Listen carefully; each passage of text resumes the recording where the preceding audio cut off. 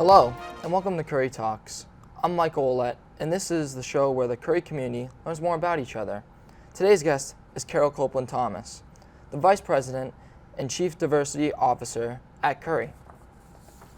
She'll be talking with us today about her new position with the Curry community and how she's involved in making Curry a hate-free campus. Welcome, Carole. Thank you so much, Mike. Glad to be with you. Happy to have you. Prior to your new position, we know that you were Curry's keynote speaker at the Hate Forum last spring. Can you tell us a little bit more about your career before coming to Curry? I've been in the diversity space for about 35 years. I have been a diversity consultant and trainer, have worked all over the country in 9 countries. And the more I step into this space, I realize how important it is as we deal with cross-cultural issues, as we deal with diversity, equity, inclusion, multiculturalism, and how we can resolve some of our issues and problems along the way. It's an ongoing process and one that is sometimes very joyful and sometimes very painful, as we've seen here at Curry. Wow, you're truly a role model. So, what brought you into the diversity office here at Curry? I was invited by President Quigley. I did not know that the presentation that I delivered back in February would have the impact that it had, not only on him, but the entire campus, students, faculty members as well, community individuals, because the incidences that took place were so painful, very negatively impactful on all individuals who were involved. And so hopefully we're moving toward healing and reconciliation as a result of not just my work, but a collaboration of efforts across the campus. True inspiration, really. We're lucky to have you now because it was a difficult time for our community. We of course don't want any more hate crimes, but if they were to occur, what will your steps be to assess them? I believe in getting in front of the story. I think it's very important to confront issues as they take place so that they don't get out of hand, get mismanaged. And so I would certainly work with a cadre of individuals along the lines of the executive team here on campus, key stakeholders, including faculty members and students, and figure out what steps do we need to take to first resolve the issue and to then ultimately help it not to happen again. So I think corrective actions really deal with the opportunity to work together and confront issues as they happen. Teamwork is how you solve this. Absolutely. It really is. In addition to that, we know that you've held some listening events already. What are some activities that you will execute in making Curry hate-free? Dialogue is so important. I believe in dialogue. I think it's important for me to get a sense of what people are thinking, what their thoughts are. And even though that incident happened several months ago, it's still very raw in the hearts of some individuals. I realize that even though I've been here since mid-July or so, but I know that going forward, it's going to be important to continue these structured dialogues and conversations that I can have with not only just the students and faculty members, but also people off and outside of the campus. By any chance, are there any partnerships that Curry and yourself are planning on working with as part of the activities?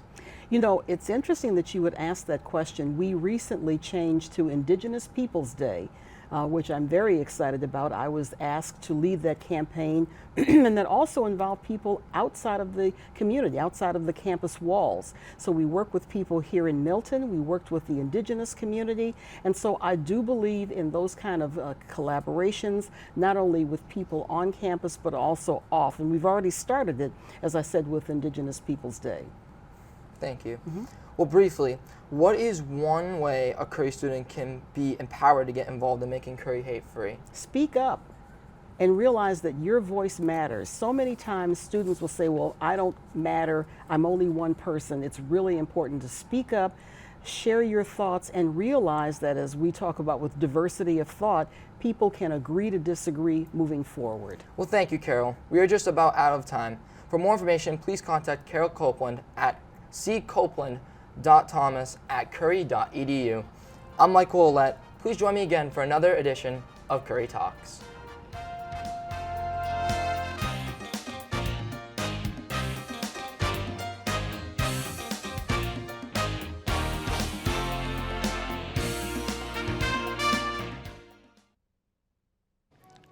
Do you miss the relaxing feeling of being out on the links on a nice day, join the Curry College Golf Club now to get back out there. There's nothing better than a round of golf with some of your good friends. Whether you're a seasoned player or have zero experience, we encourage you to come join us. The club is open to all Curry College students.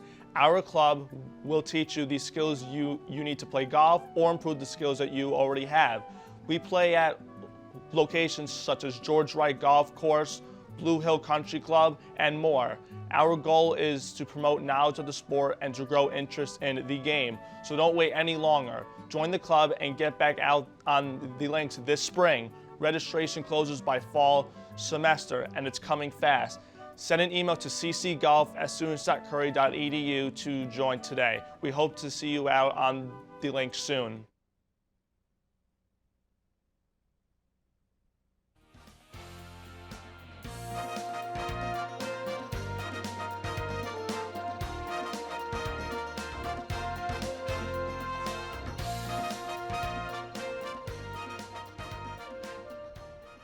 Hello, and welcome to Curry Talks. I'm your host, Owen Bynum, and this is a show where the Curry community gets to learn a little bit more about each other. Today's guest is Nancy McCann, the Assistant Director of Continuing Education and Graduate Studies at Curry College. She'll be talking with us today about the Plymouth campus of Curry College and what it has to offer. Welcome, Nancy. Thank you. I do not think many people know much about the Plymouth campus here at Curry. But before we get into that, can you give us the background of who you are and a little bit more about yourself? Sure. So I have been working here at Curry College for 11 years, always down at the Plymouth campus. When I had started out my career, I thought I would go into human resources to figure out how people's talents and skills would work in different career paths, and somehow found myself at Simmons University working there and doing a graduate program, and got to work a lot with the students one-on-one and helping them map out paths and different majors that would work with different career aspirations. And then over the years I've worked at other schools, and eventually ended up down at the Plymouth campus. Well, awesome. Now that we know more about you and the advising job that you're in, I understand that the nursing program here at Curry is pretty popular, but what makes it so popular, and what are the other majors that the Plymouth campus offer? So the nursing programs are very popular because it's hard, there's such a demand for nursing, and there's limited spots in all of the nursing programs. And a lot of times, if you don't enter into a nursing program as a freshman in college, it's hard, you can't transfer over and change your major. So how continuing education helps with that is we offer a second bachelor's degree program. So if you were never able to get the nursing degree that you had decided you wanted, you can then go and get a second degree working in the 16-month full-time program to get the second bachelor's degree program. Then we also have the RN to BS program that is fully online, and that offers people who have gone to a community college the opportunity to get their bachelor's degree that way, so that they all still have the bachelor level that's required for most hospitals and schools. And then for the other majors that we do accounting for bachelor's degree, criminal justice, marketing, business administration, psychology, sociology. And then for other master's programs, we offer a Master of Accounting, Master's in Business Administration, Master's in Criminal Justice, Master's in Education, and another nursing program or Master's Science in Nursing. So I understand that the Plymouth campus serves older students. What are some of the reasons they decided to come back and get their college degree? So the Plymouth campus is smaller. It's 4 classrooms, an office, and student lounge, and a couple of lab spaces.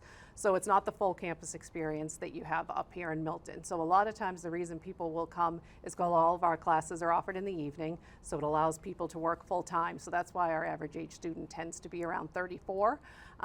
They live and work in the area, and there really aren't a lot of schools down on the southeastern Massachusetts and the Cape and the Islands options for them to go to, so it still gives them that education without commuting up to Boston to go to class.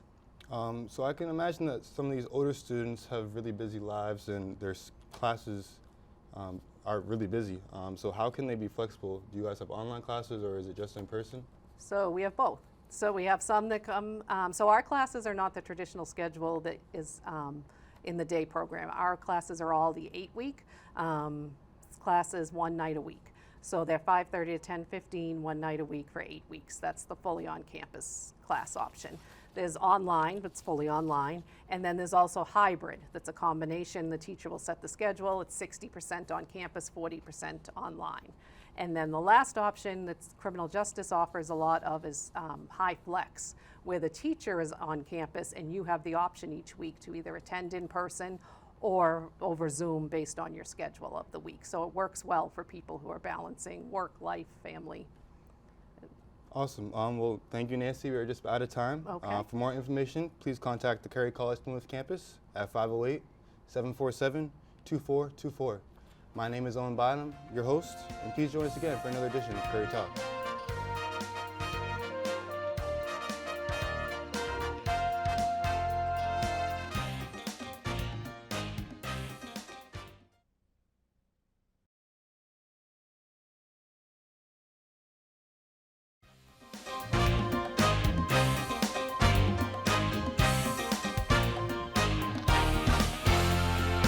Hello and welcome to Curry Talks. I'm Lexi and I'll be your host for today.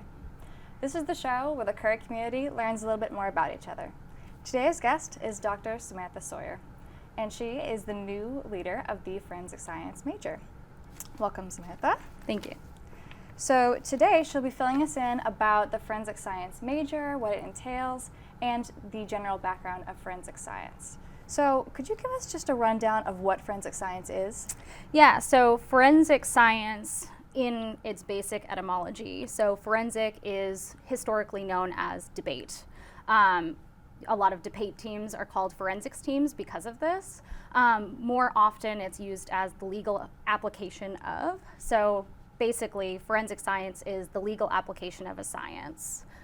So very broadly speaking, so just about any of the sciences could be a forensic science as long as it's answering a legal question. So it sounds like it's fairly similar to what we see on TV and crime shows, is it not? So there's a lot of misconceptions, specifically from shows like NCIS, CSI, about what forensic scientists actually do. Typically, that's kind of playing the idea of the CSI investigator, where they play detective, they're the CSI, they're the forensic analyst, and they do just about everything. But in reality, that's not the case. Usually you are either a CSI, a detective, or you work in the crime lab where you're processing particular analyses, or you're like someone like me. I'm a forensic entomologist, so I take casework as a private consultant, so I work outside of the crime lab. Wow, yeah, that's much different than I thought. So what types of classes do forensic science majors need to take? What resources are available to them on campus? Yeah, so the forensic science program broadly is a general science class where they take all their biologies, they take all their chemistry. So all of our students take everything that the biology majors take, everything that the chem majors take. Sometimes they'll take biochemistry. So a lot of our students actually double major because of that. But in addition to all these broad science classes, they have to take forensic specific courses. So that idea of crime scene investigation, how do you pick up and document evidence, how do you go about a crime scene, and how do we actually present this information in the court of law. So it sounds like it's a really hands-on major. What are some other aspects that forensic science majors get to explore? The forensic science is a directly applied science. So where they get their broad understanding in their general science classes, then they physically get the hands-on experience. They also have to do research. So all of the science majors have to do research or an internship to complete their degree program. So the forensic science majors can do any type of research in microbiology if they want to be a forensic microbiologist, if they want to work with me with decomposition. There's genetics if they wanted to do DNA analysis, or they can do an internship in a crime lab. Nice. Do students get exposed to the legal aspects of forensic science as well? Yeah, so in particular classes, especially the upper level classes, students will have to process data as they learn in that particular class, but there are other classes as well, and then be able to stand in court and do that debate, the forensics aspect of it, where they have to stand testimony and actually present how they did their analyses and why they did it the way they did. Nice. So I heard that some forensic science majors created a club recently. What kind of activities does the club do? Yeah, so one of the more recent activities that they're doing is in conjunction with the criminal justice program. So that is going to be a murder mystery night. So they're very excited about that. That's going to be on December 10th. And that is one of their more recent big ones. They also do a lot of tabling, and they meet pretty regularly on Mondays each month. Wonderful. Well, we're just about out of time. What are ways that people can reach out to get more information about forensic science? Yeah, so they can reach out directly to me at samantha.sawyer@curry.edu, or they can reach out to the program coordinator, Professor Jim Jabor, at james.jabor@curry.edu. All right. Well, thank you so much for joining us here today. We're completely out of time. So thank you for joining us. And please join us at another time for another edition of Curry Talks.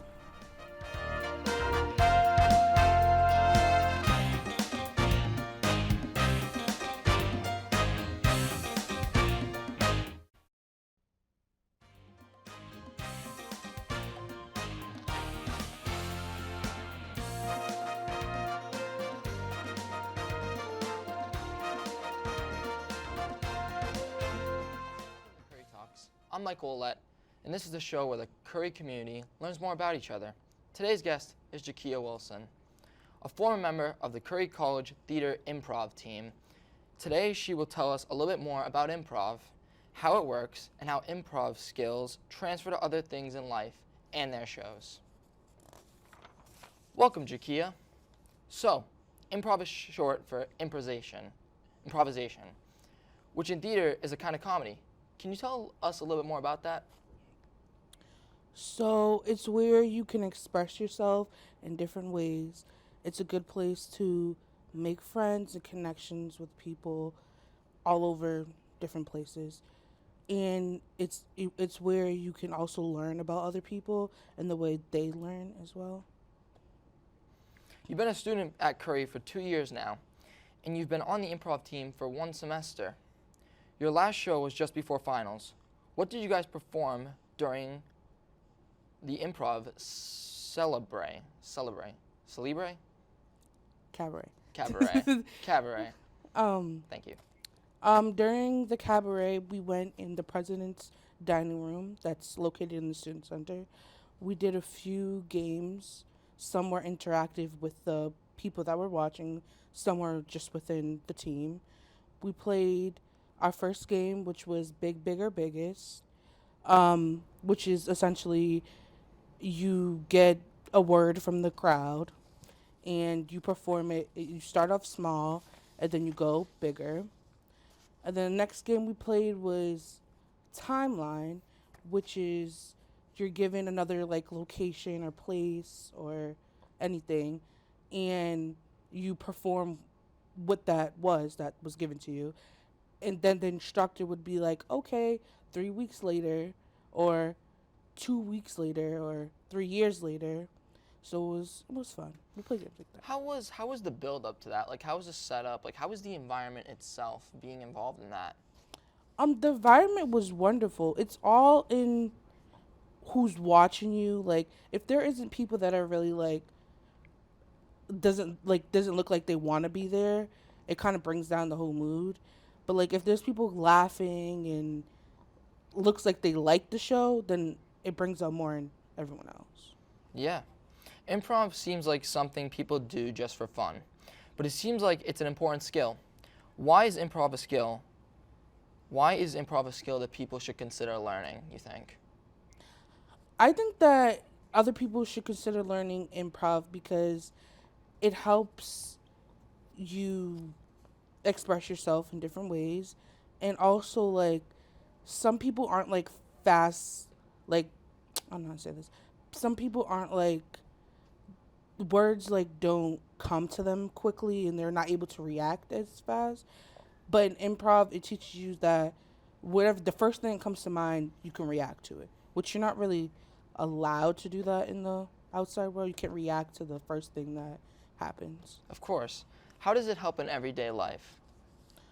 Improv helps in everyday life because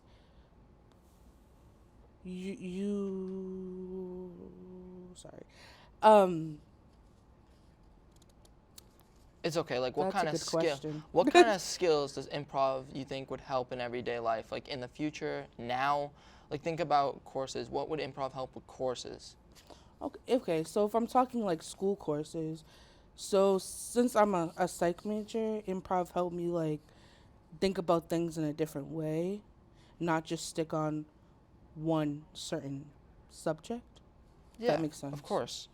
What would you tell someone interested in joining improv, but a little bit intimidated by it?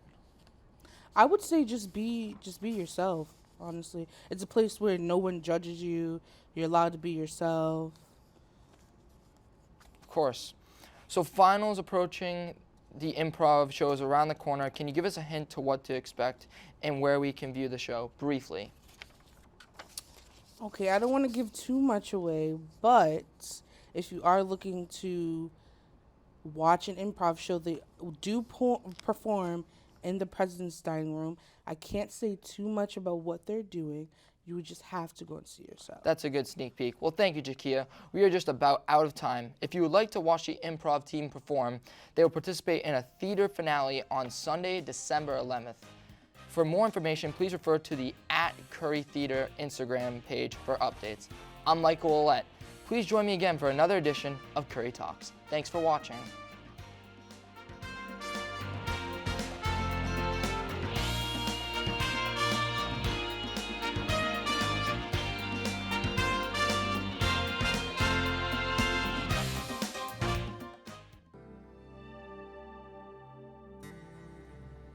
College is a big transition in many young adults' lives. More freedom, more responsibility, and no parents hovering over your every move. But a major problem that comes with college is alcohol consumption. A national survey from the NIAA says that almost 53% of college students drink alcohol at least once per month, and about 33% engaged in binge drinking in that same time frame. Peer pressure has pushed many students to see partying as an important aspect of college, but you must be 21 or older to legally drink, and safe drinking must be practiced. Make sure before you drink that you eat a solid meal first. Make sure you limit the amount of drinks you consume, and most importantly, don't drink and drive. The NHTSA says that 28 people are killed every day because of drunk driving. If convicted of drunk driving, consequences can lead to major car accidents, college dismissal, license suspension, and even jail time. To find out more about the effects of college drinking at Curry College, visit the Counseling Center at www.curry.edu/studentlife. Don't be that person, don't risk your life, and don't drink and drive.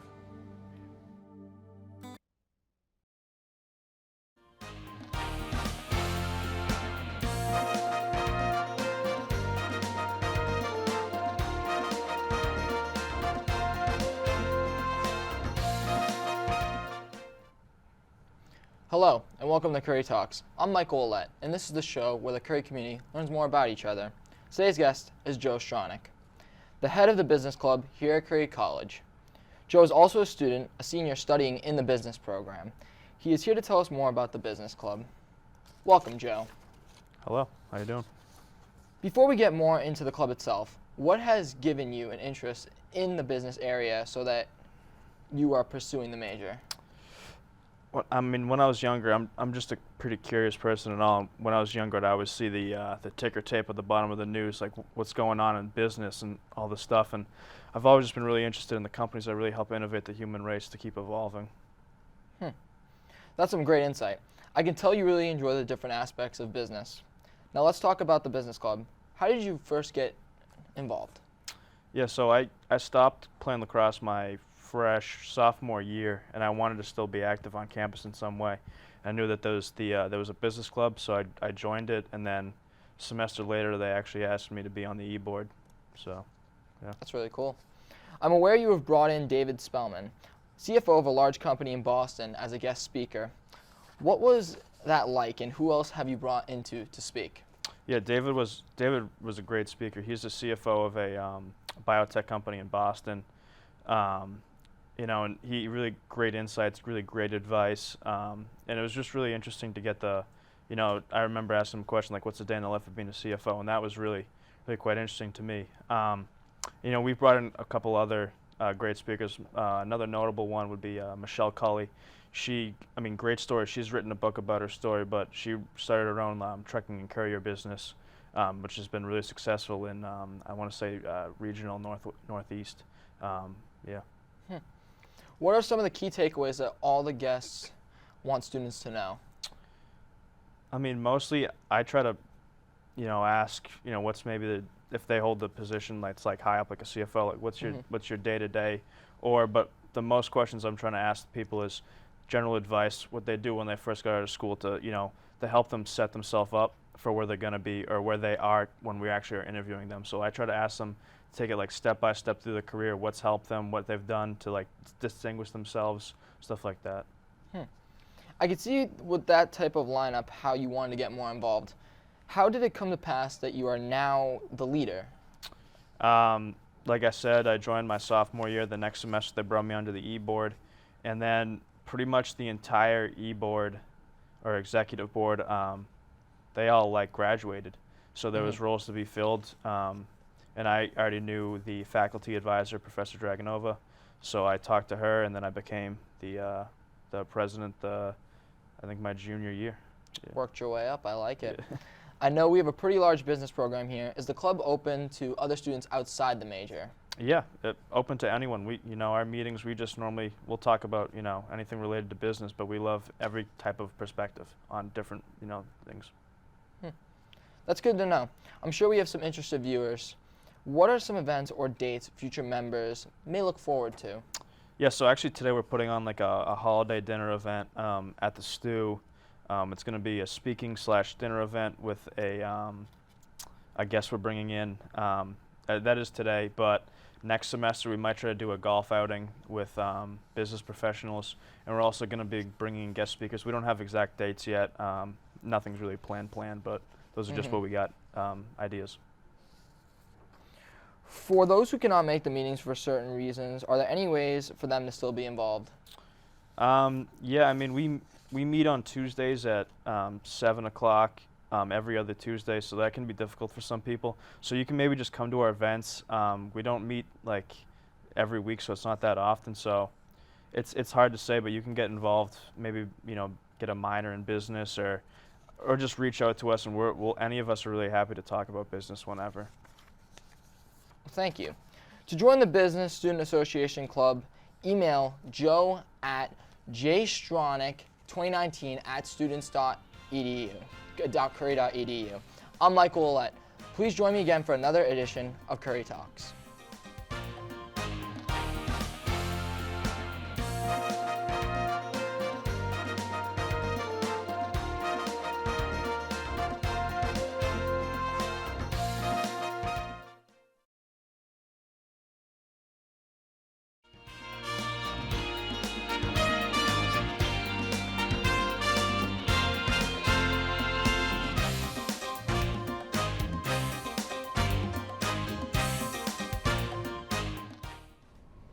Hello, and welcome to Curry Talks.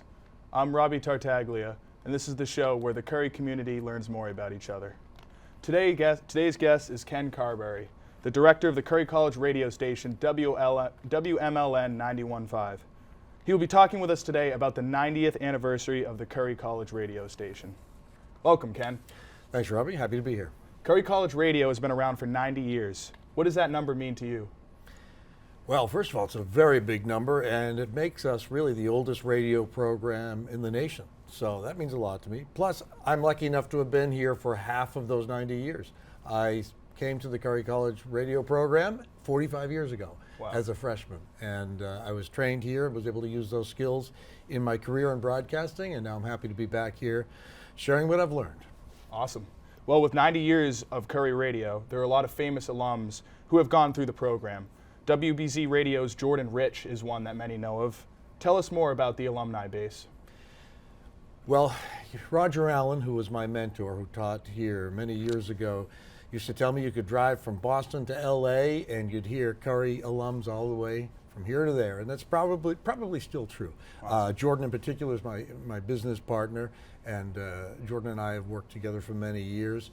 I graduated with several folks who have gone on to work on radio and television here in Boston and New England, but also in New York, Chicago, and down south. So yeah, we've got a lot of alums spread across the country, and they do still remember WMLN pretty fondly. Awesome, awesome.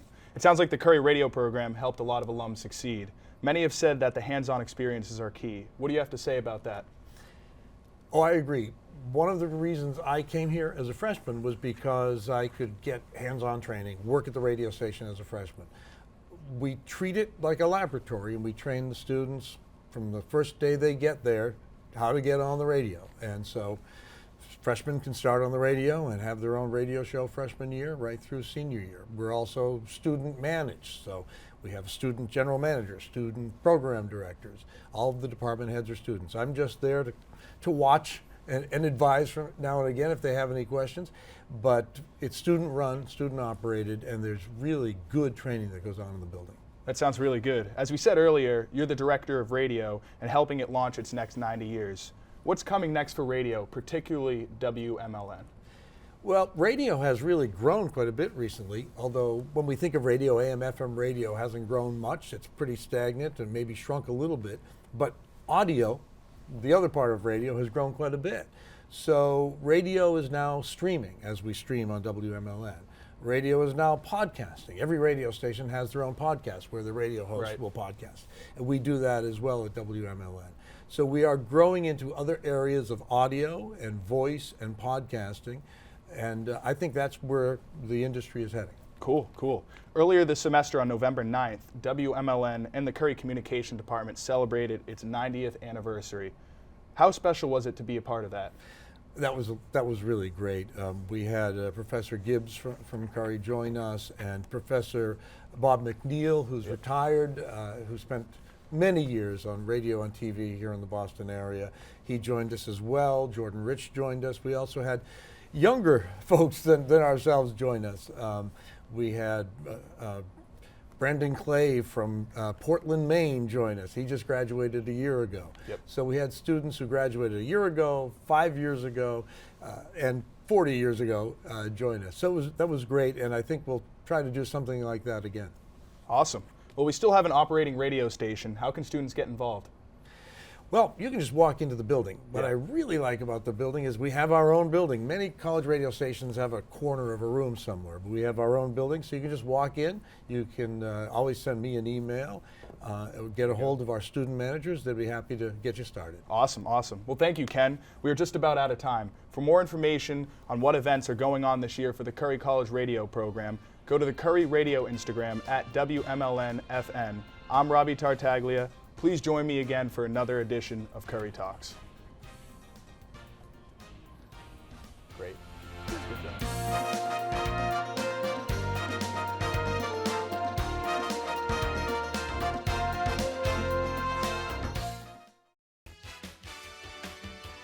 Do you love music, sports, or being creative? If you answered yes, you should consider joining the radio station here on Curry's campus. WMLN 91.5 is Curry College's student-run radio station that features a wide variety of music formats, sports game coverage, and specialty shows. You don't even have to be a communication major or minor to join. We have students studying other curriculums, but take part in radio to meet new people and to have fun. Plus, enrolling in Radio Practica earns you 1 academic credit per semester or 2 credits if you become a director in radio. We also host the Synced Up Music Festival every semester where anyone on campus can show off their talent. This festival takes place at the Student Center, and everyone in radio helps, especially our music department. Hopefully you consider joining radio, and while you are considering, listen to us live in your car or on the TuneIn app.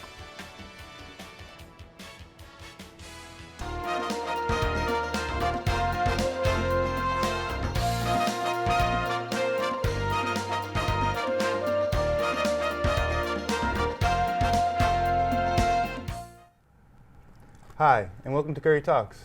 I'm your host, Owen Bynum, and this is a show where the Curry community gathers with one another and we get to learn a little bit more about each other. Today's guest is Professor Marcy Holbrook, and she is the Director of Theater here at Curry College. Professor Holbrook is here to talk about the theater program and how even non-theater students can benefit from the values and skills that theater classes teach.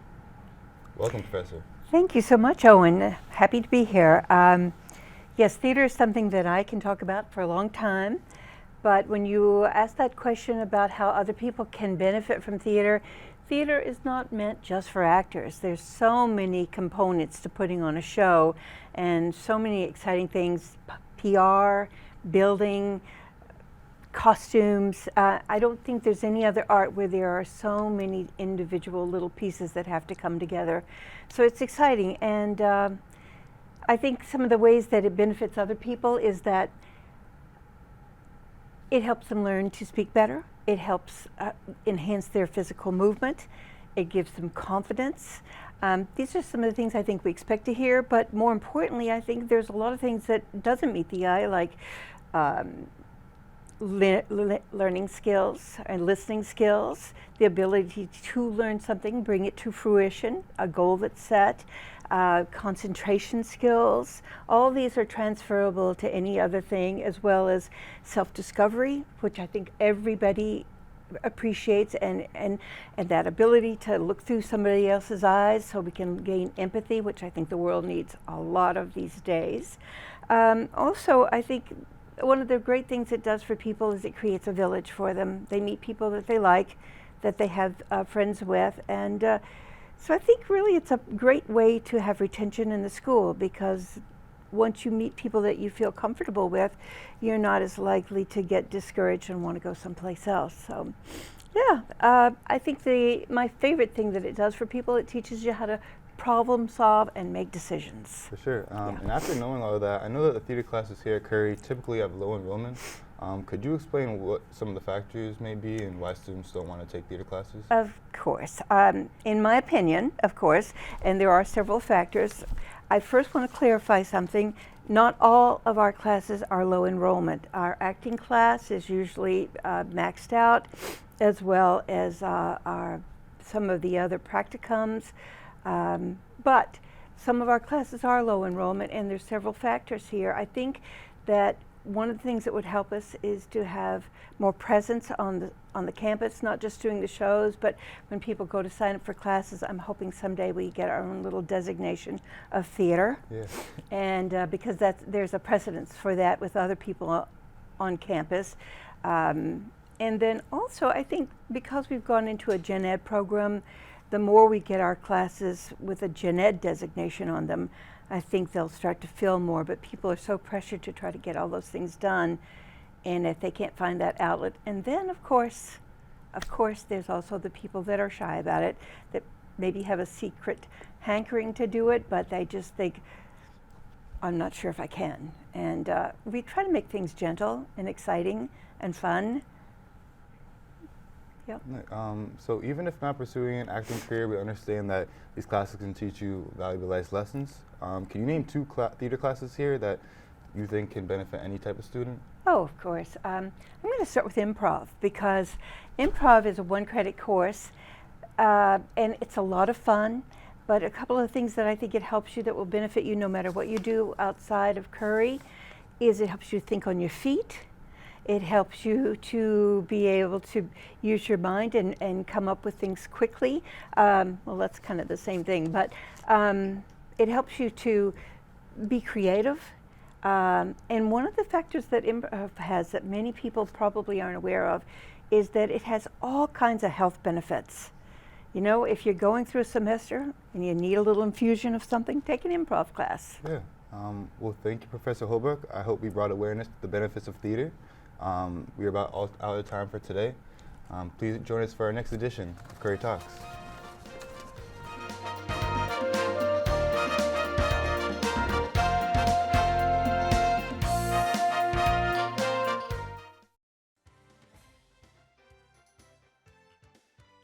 Have you ever gotten the itch to lend a helping hand to someone who truly needs it?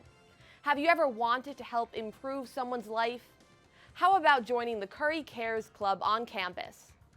Curry Cares is a student-run community service organization that helps the community on campus as well as the surrounding community off campus. Whether it's planting flowers for a church in Mattapan, making dog treats for the Milton Dog Pound, or helping raise money for the Epilepsy Foundation, There are plenty of opportunities to participate. And you'll also benefit from being a member of Curry Cares. Helping others has been shown to reduce stress and improve mood, self-esteem, and happiness. So put down that term paper and pick up a shovel, or you could get down on your hands and knees for some gardening. There will always be events for members of the Curry community to join and have fun participating in. Volunteering to help either a person or organization will help everyone involved. Head over to the Curry Cares Instagram at Curry_Cares to learn more and to sign up for future events.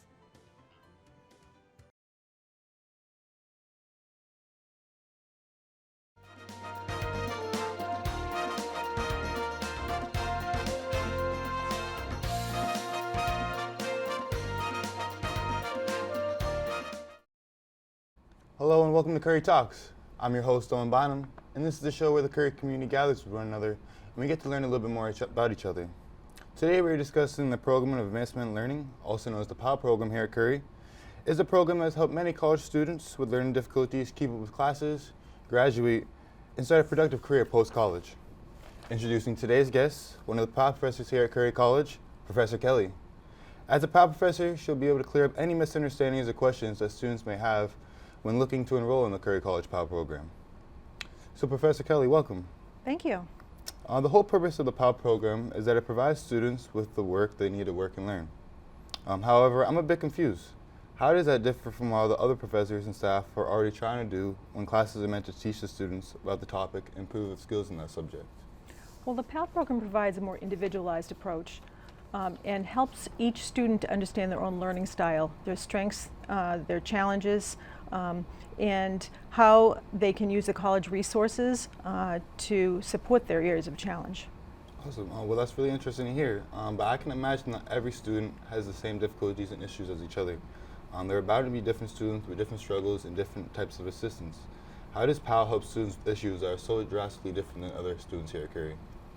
Well, largely the PAL program accepts students with a particular learning disability profile. Students that are bright and yet have areas of challenge such as ADHD or learning disabilities in reading, writing, or math.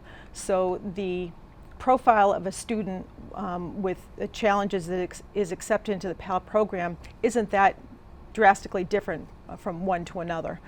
With that, we have research and various techniques that help that profile of a student. And yet, certainly it is true that each person is an individual and their challenges express themselves in different ways. So we do need to be flexible and help each person in the ways that work for them.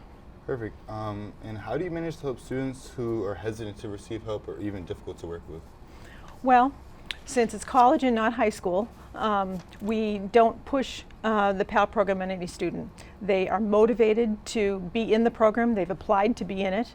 It is not a program that we reach out and seek students to be a part of. They've sought to be part of the PAL program themselves. Therefore, right from the start, they're usually motivated and wanting to get support. And yet, there certainly are some that are more hesitant, as you say. And with that, really developing a relationship and understanding what their goals are. Most of them, the main goal is to be successful in college. And as we develop that relationship and help them to understand that we are there to support their learning challenges and want them to be as independent as possible, that's how we progress with the PAL program for each individual student. Awesome.